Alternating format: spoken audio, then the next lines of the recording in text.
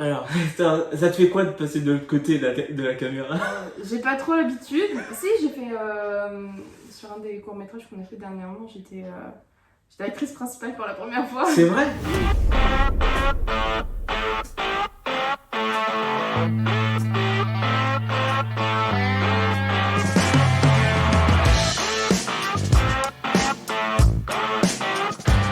Donc là, j'ai une invitée qui s'appelle Manon. Voilà, donc je te laisse te présenter. Ouais, bah du coup, moi je m'appelle Manon, j'ai 21 ans et je fais partie des ILZ du chapitre de Bordeaux, qui est le premier chapitre des ILZ. Voilà, alors donc ZLZ, pour expliquer pour ceux et celles qui ne connaissent pas, donc ça veut dire Zeta, Lambda, Zeta. Ouais. Voilà. Alors donc je voulais savoir qu'est-ce que tu fais, c'est quoi ton parcours universitaire dans la vie, voilà. Ouais, bah moi j'ai un parcours un peu spécial. J'ai fait un lycée spécial parce que j'ai fait un bac pro esthétique, cosmétique et parfumerie. Et après, je me suis lancée à l'université, donc quelque chose de totalement différent. Je suis partie en licence de cinéma et d'audiovisuel. Et du coup, bah, je viens tout juste de terminer. Putain, ça c'est excellent. Et en plus, le truc, quand je l'ai rencontrée et qu'elle m'a dit ça, j'étais complètement dingue parce que j'avais fait 3 ans dans une école d'art dramatique à Paris, donc du coup, on se comprend. On se comprend parfaitement. Alors, ensuite, j'ai envie de savoir, comment est-ce que tu as découvert la sororité? Bah en fait, la sororité a fait souvent des périodes de recrutement et juste je me baladais sur Facebook au début de ma 2e année et j'ai vu une affiche passer, donc voilà, comme quoi ils recrutaient avec un super design et ça m'a donné envie d'aller et puis du coup bah, je me suis lancée dans l'aventure. Non mais c'est vrai, j'avoue quand même que vos designs là, franchement c'est super, franchement on aime beaucoup ça. Et comment ça s'est passé voilà, tu peux me raconter les différentes étapes je veux dire avant, ensuite jusqu'à ce que tu deviennes sœur quoi en fait. Ouais. Et bah du coup en fait à partir du moment où tu vois cette affiche, tu décides de postuler. Donc du coup tu envoies juste un petit mail pour postuler et tu rentres ce qu'on appelle dans la période de recrutement, le rush. Et donc du coup tu deviens une rushie. Donc là en fait c'est juste une période de 2 à 3 semaines où c'est plein d'activités juste pour apprendre à se connaître entre rushis, avec les actifs et tout le monde. Et juste en fait on va regarder si t'es sympa, si tu rentres dans les critères de la soro et si juste en fait tu pourrais devenir une sœur. Et donc du coup... Et ouais, alors c'est quoi les critères justement? Alors faut juste être une fille majeure, en études, en études supérieures. Voilà, il n'y a pas plus de critères que ça, mais... Est-ce que une personne qui est dans la vie active peut postuler chez les Zeta Lambda Zeta ou pas du tout?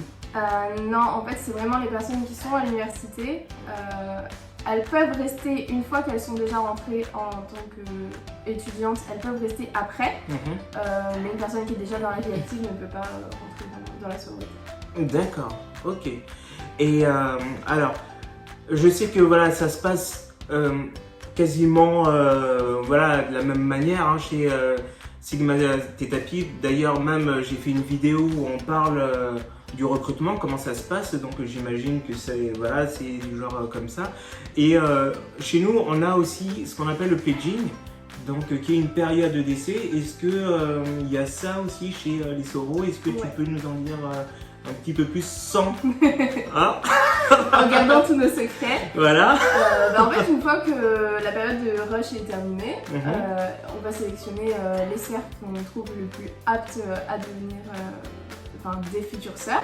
Et donc du coup on va commencer la période de pledging qui va être voilà, la période, c'est vraiment la période d'essai mais la période la plus fun en même temps, c'est la période où on apprend tout sur la sororité, tout ce qu'on a à savoir et c'est là où on crée le plus de liens entre les pledges, ceux qui font le pledging, et avec leurs sœurs, les actives, etc. Les consultantes aussi, enfin tout le monde va créer des liens et c'est là, c'est le départ on va dire, c'est l'envolée dans la sororité. Voilà, c'est ça, c'est pareil hein, chez les bros.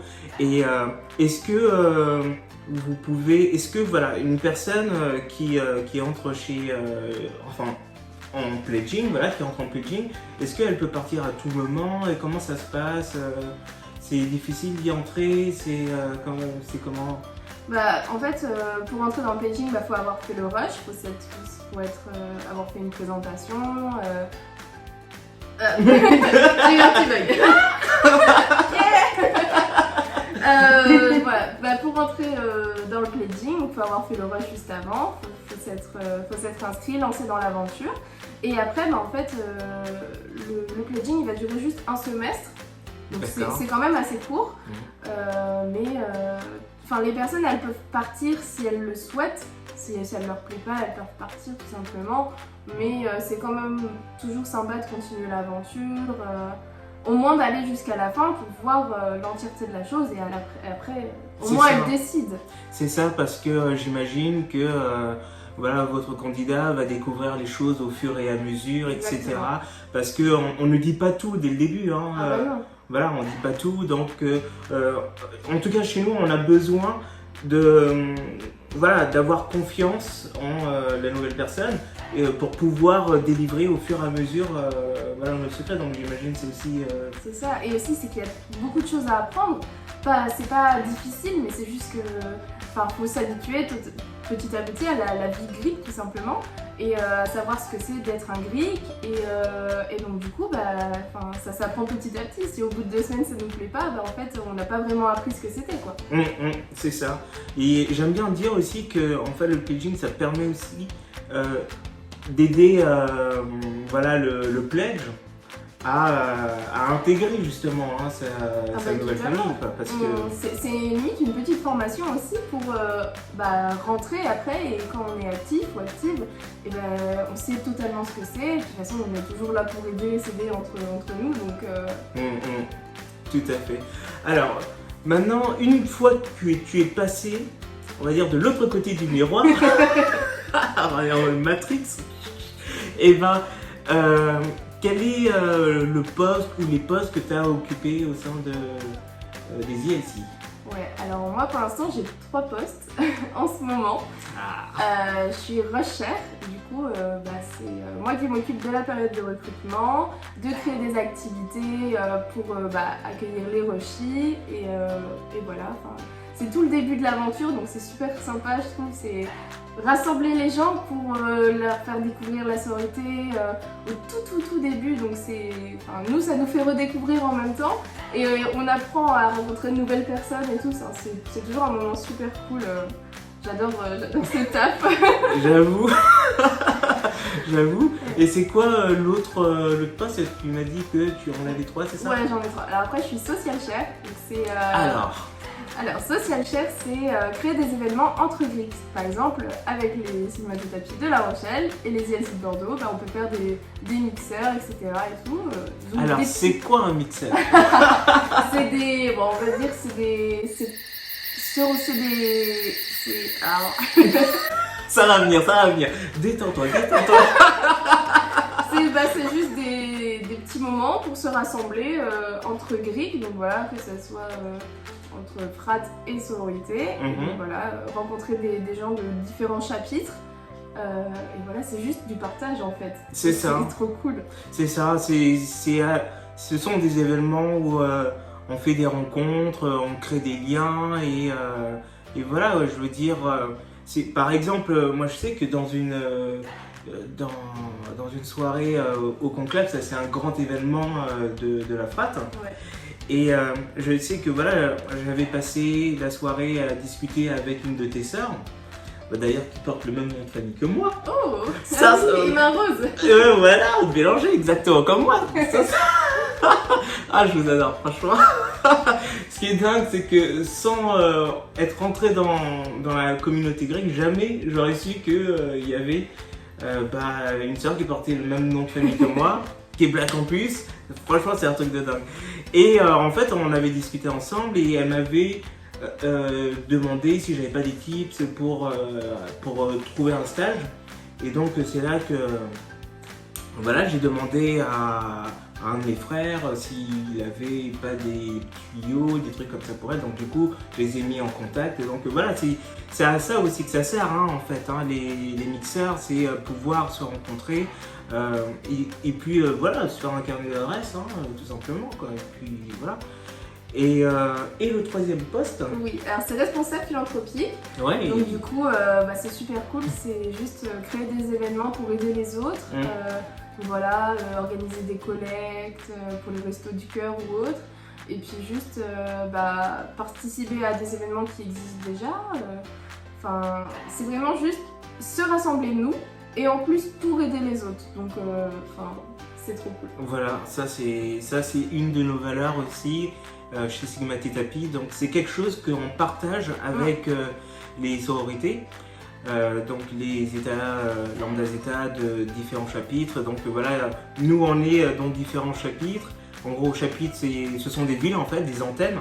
Donc par exemple à Paris, par exemple il y a Paris, Lille et Amiens. Ce sont des villes qui ont la chance d'avoir une sororité et une frate dans la même ville. Et donc pour des activités philanthropiques, ils le font ensemble. Et ça, c'est plus sympa. Bon, après, il y a nous autres, hein, Bordeaux, La Rochelle. On est tout seuls. On n'est pas trop loin, c'est vrai. Voilà, on trouve quand même le moyen de se retrouver ensemble. Hein. On est à 2 heures de route. Mais oui, ça, c'est quand même quelque chose que je trouve sympa, quoi, de pouvoir faire des activités ensemble. Et c'est pas parce qu'on est 2 organisations différentes que on peut pas faire des choses ensemble, au contraire. Et en tant que GRIC, je trouve ça incroyable parce qu'on se connaît pas, on s'est jamais vu, et on est quand même une famille et en fait on sait que si on va voir une frate ou une soro, on est directement amical, ça se passe directement bien parce qu'on a des liens sans... Exactement, c'est-à-dire que on se rencontre pour la première fois, ça matche tout de suite. Je veux dire, c'est pas comme dans, dans la vie de tous les jours avec les personnes ordinaires. Je sais que il va y avoir une petite rencontre, etc.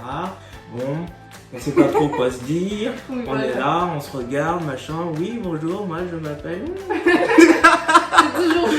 C'est toujours gênant, etc. Et j'avoue que ça, c'est quand même un truc qui m'avait marqué quand j'étais pledge et que que j'ai commencé à faire mes premiers pas dans la communauté grecque. Je suis arrivé dans un bar, donc pendant un mixeur, des rencontres frères et sœurs. Et là, on te met à l'aise, mais tout de suite en fait, hein, t'es tout de suite à l'aise, etc. Mais il y a une chose aussi que j'ai envie de dire, c'est que ceux qui sont... Voilà, tous les pledges, que ce soit chez les soros ou chez les bros, une fois qu'ils sont passés sœurs ou frères, ce que je veux dire, par exemple, un Sigma qui va rencontrer une sœur pour la première fois, on sait très bien qu'elle a fait ses preuves. Et inversement. Exactement. Et ce qui fait que là, on a du respect mutuel, quoi. Et ce qui veut dire que on peut se faire confiance, etc. Mais facilement. Moi, je sais que il y a une autre sororité, c'est les Nuits de Tamu. Par exemple, il y a une qui est venue à La Rochelle l'été dernier. Moi, j'étais prêt à lui laisser ma maison, hein, honnêtement. Hein. Ah oui, hein, et moi, pendant ce temps-là, je devais monter à Paris. C'est ça, c'est qu'en plus c'est super bien pour voyager, etc. Tu sais que tu peux aller si tu vas dans une ville où tu as une soro ou une frate, tu sais que tu vas toujours pouvoir dormir quelque part. Tu les appelles, tu les connais pas et direct tu fais des rencontres et tu peux leur faire confiance. C'est juste trop bien en fait. C'est ça. Et tu vois, t'as tes sœurs de Nantes qui vont venir nous rendre visite le mois prochain. Sympa. Voilà, donc on va accueillir environ, peut-être, si je dis pas de bêtises, environ 8 sœurs. Tout chapitre va venir nous rendre visite. D'accord, les bordelaises. On arrive bientôt, Qu'est-ce que ça te fait de savoir que par exemple, dans la frate, on n'accueille pas de filles? Ou alors inversement, hein, il peut y avoir des personnes qui peuvent se poser la question comment ça se fait qu'il n'y a pas de frères d'hommes chez les soros. Bah, moi personnellement ça me dérange pas du tout. Enfin, j'aime beaucoup ce principe de qu'on soit séparés, qu'il y ait la fraternité et la sororité. Ça me permet d'avoir nos petits secrets et tout, etc. Mais ça empêche pas du tout de créer des liens.